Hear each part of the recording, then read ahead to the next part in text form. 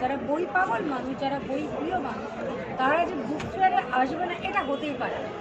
বইয়ের দাম বাড়ছে, বইয়ের দাম যতই বাড়ুক, যারা পড়তে ভালোবাসে তারা কিন্তু অবশ্যই বুক ফেয়ারে আসবে এবং প্রত্যেক বছর আসবে। আর শুধু একটা দিন নয়, কারণ এত বড় বুক ফেয়ার, এত বৃহৎ, এত বিশদভাবে আছে যে একদিনে তো ঘুরে শেষ করা যাবে না। সেই জন্য অ্যাটলিস্ট 3 থেকে 4 দিন লাগবেই লাগবে। এই দেখুন, এই যে এই স্টলটায় আমরা এসে, দাদা স্টলের আপনাদের নামটা বলুন। শিশু বিতান। এখানে শুধুই কি শিশুদের বই আছে? এখানে শিশুদের বই যেমন আছে তেমনি এখানে অ্যাডাল্টদেরও বই আছে। আমি এখান থেকে একটা বই নিচ্ছি, এটাকে বলে খনার বচন, যা আজও সমান প্রাসঙ্গিক। এটা আমার কাছে একদম চেয়েছে, ওই জন্য তাকে দেবো বলে আমি কিনলাম।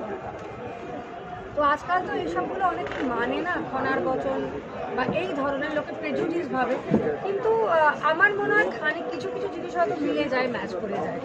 তো এই স্টল থেকে এবার আমি যাব অন্যান্য স্টলে, সেখানে গিয়ে একটু কাভারেজ আছে করতে হবে।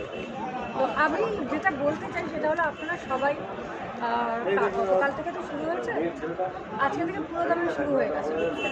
আপনারা সবাই কিন্তু অন্তত 2 দিন বুক ফেয়ারে আসুন, একা আসুন, বন্ধুদের সঙ্গে আসুন, এবং যাদের ছেলে মেয়ে আছে তাদেরকে সঙ্গে করে নিয়ে আসুন। এলেই যে কিনতে হবে তার কোনো মানে নেই। বইগুলো ধরুন, বইগুলো ফিল করুন, বইগুলো টাচ করুন, বইগুলো দেখুন ঠিক কী কী বই আছে। এখান থেকে যদি নাও কিনতে পারেন, এখান থেকে যদি নাও কিনতে পারেন, অন্তত কলেজ স্ট্রিটে গিয়ে আপনারা কিনবেন, কিংবা অনলাইনে কিনবেন। এখন তো অনলাইনের সুবিধাও আছে।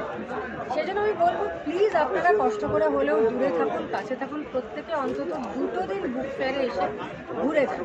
আর যদি 2 দিন নাও পারেন, অ্যাটলিস্ট 1 দিন তো বুক ফেয়ারে আসুন। বুক ফেয়ারে শুধু যে বই পাবেন তা না, বই ছাড়া আরও অনেক কিছু সম্ভার কিন্তু বুক ফেয়ারে আছে।